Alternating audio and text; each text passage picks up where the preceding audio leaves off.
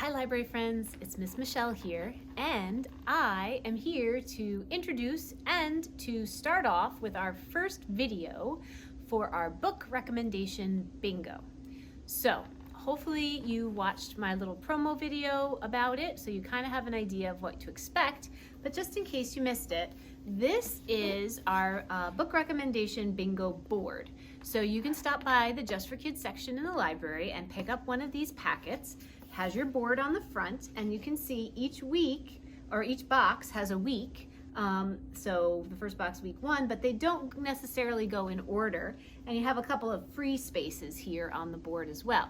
It's just like regular bingo. You're going to want to fill your squares and get bingo either across, up and down, or if you'd like to try to be kind of unique, you can do diagonal if you'd like. So this is your board, and then inside your packet you have review sheets, and these are what's going to allow you to earn a space on your board. So say for example you watch this video, it's week 1, and you are going to pick one of the books that I'm about to show you.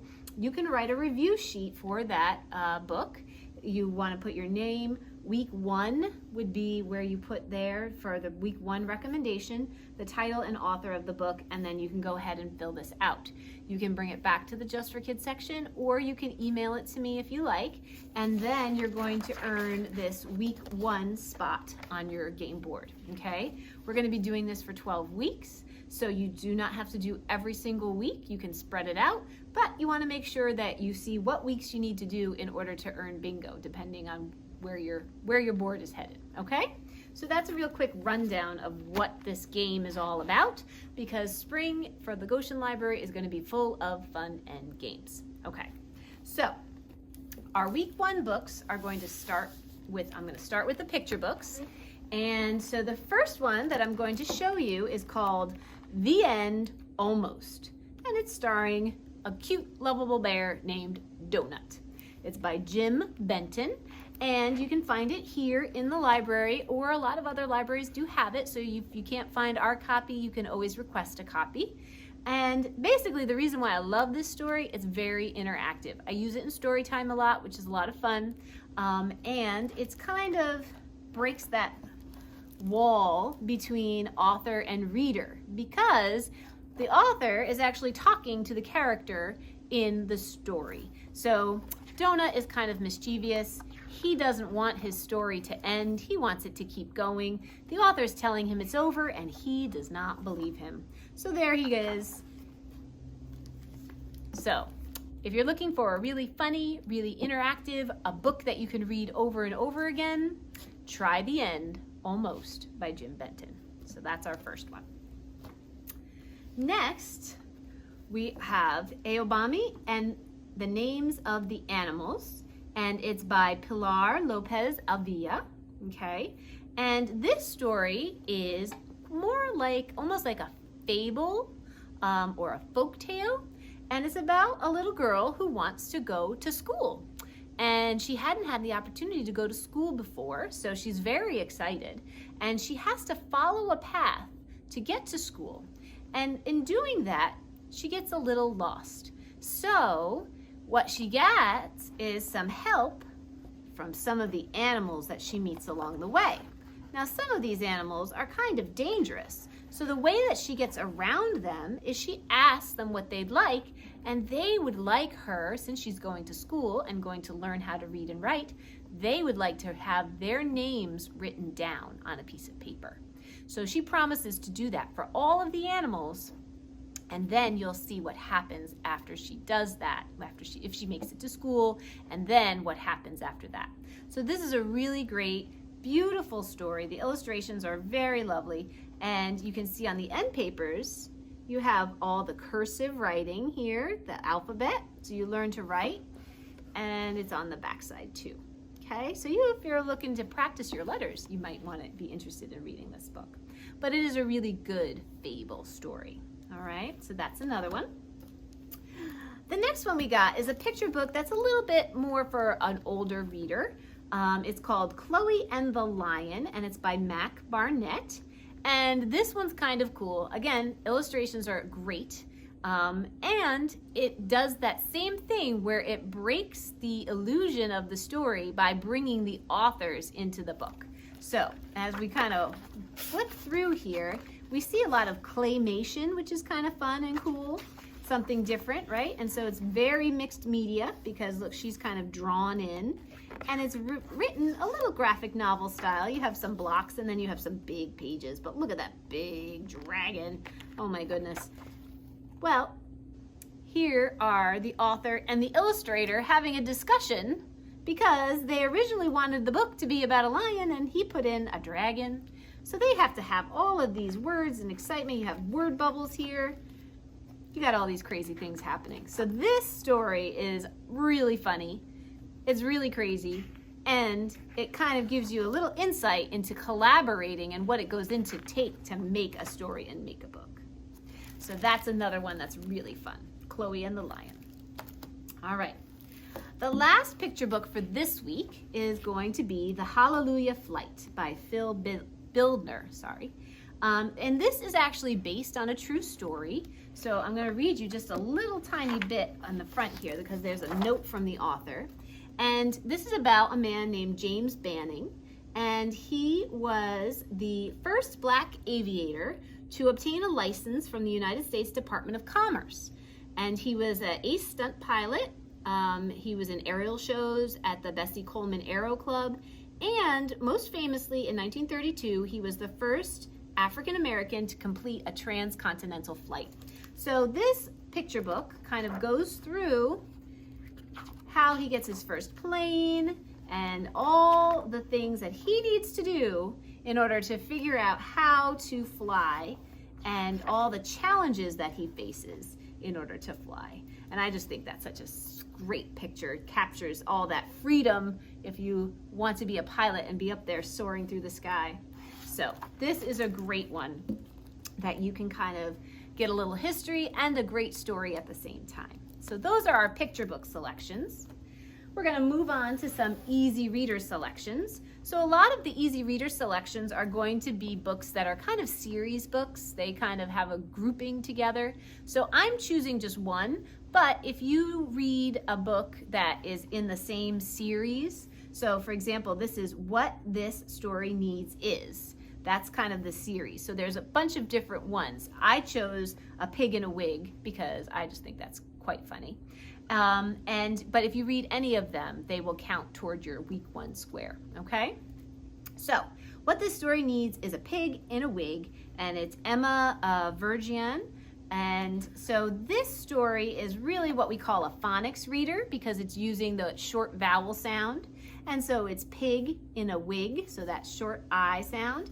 And it goes through this whole crazy story about all of these animals climbing into a boat and what happens there. So this is a great story that if you're practicing your reading, you're learning your phonics, you're learning your vowel sounds, this set, especially this story, is a great one to give a try, and they're super funny. So you always love to have like a funny story when you're doing that kind of stuff, okay? So that's that one. Then this series is called We Both Read.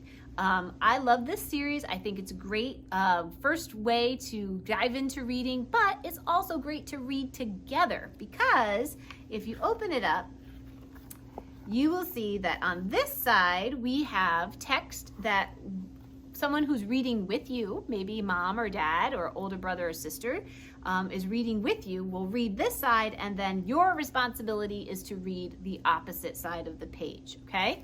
So this one is called Frank and the Tiger, but there's lots and lots of these books to choose from.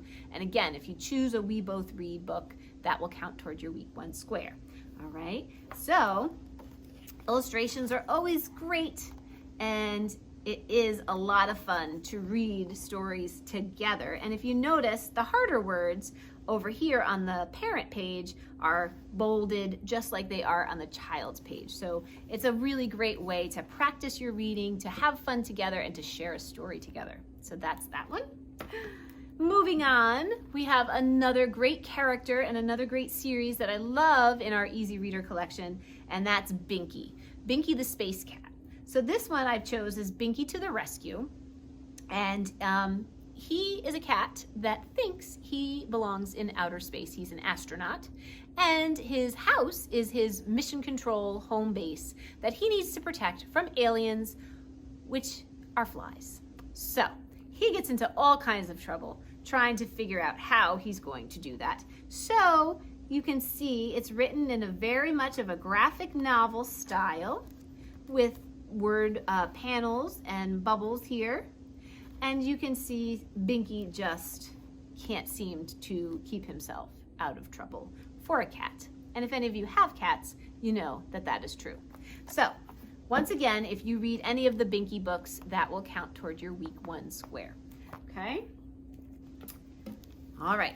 Our last one is also a series. It's not as big of a series, but it's Sydney and Simon, and this one is Go Green. And of course I chose this one because Earth Day is coming up and spring is coming up, so this is a great one for that. It's by Paul A. Reynolds, and the art is by Peter H. Reynolds, so they work together. And it is what we call kind of like our step up book in our Easy Reader collection. You can see it has chapters here, and you see how it has a lot more words on the page, but still a lot of great illustrations. So as you're getting to be a more confident reader and you're starting to move up, these are a great bridging step up into our chapter books, okay? So Sydney and Simon Go Green, all about helping the earth and doing great things for the environment, okay? So you can see what they get up to. But if you find another Sydney and Simon book and you'd rather read that, that is okay too, all right?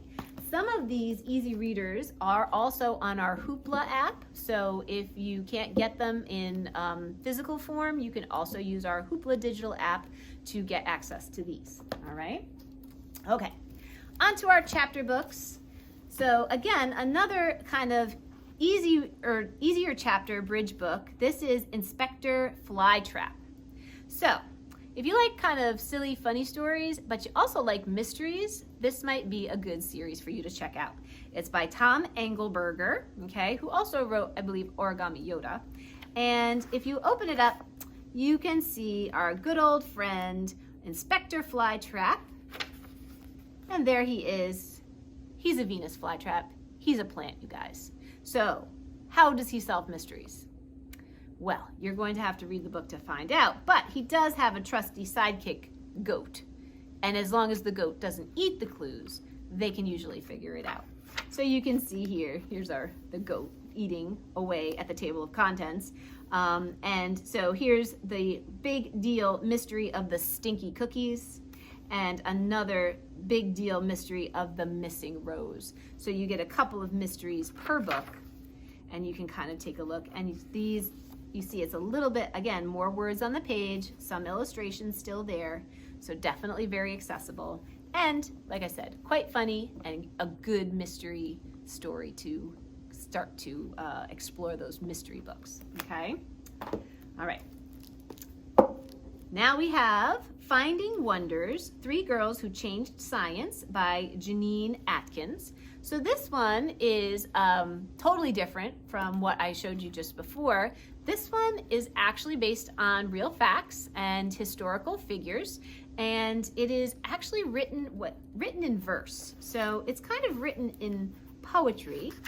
So it's a little bit of a different read, but it still tells the story of these 3 young girls who were very pioneering in the science field, okay? So we have Maria Marion, and she was the one who looked at caterpillars and where butterflies came from. Then we have Mary Anning, and she did a lot of biology as well, and she collected a lot of fossils and helped get that field going. And then Maria Mitchell was, she helped her father with astronomy, okay? So you can kind of take a look at this one, and it's very good. March is Women's History Month, so it might be good for that, but it's also a good way to try your hand at a book in verse, so that's why I chose this one. Told me a lot of things that I never knew before either, so that was really interesting to me. And then a good tried and true favorite of mine is called The True Blue Scouts of Sugar Man Swamp. and it's by Kathy Appelette, and I really love her as an author. I really love to read a lot of the things that she writes, and this is a true story. It's really great. It's kind of based in almost like a Southern legend or Southern folklore. And you have your good friends Bingo and Jemiah, who are indeed raccoons.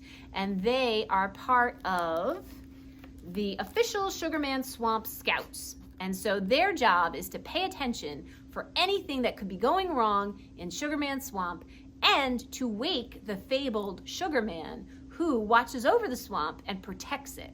And he sleeps a lot. And if there's anything dangerous going on, it's their job to wake him up so that he can come out of his sleep and help. So we've got that story going on. You also meet 12-year-old Chap Brayburn, who is trying to just get through life, really. And there's a developer who's trying to take his mother's land, of course, and it's in the Sugarman Swamp. And he wants to destroy it and build high rises and do all kinds of development, and he's trying to get them to stop. So he's trying to do that. At the same time, Bingo and Jemiah are trying to figure out how to wake the Sugarman because they know something bad is coming. And just for good measure, there's some feral pigs on the way who just do nothing but destroy the land in front of them as they move along. They're quite comical, they're very destructive, and they're headed towards Sugarman Swamp. All of these 3 storylines intersect, and I bet you'll never guess what could happen. It's a really great story, you guys. I hope you give it a try. So that's my final recommendation for week 1. I hope you found something you like. If you didn't, no worries. All you really need to do is get 3 weeks of book reviews done, and if you do it right, you can get bingo, and you'll be able to get your bingo recommendation prize, okay? So I hope you find something you like. If you have any questions at all, you can email at kidsquestion@goshenpubliclibrary.org, or you can give us a call here at the library, and we'll be happy to help you out and help you find the best books that you can explore and learn some new stuff, all right? See you guys. Take care. See you next week. Bye.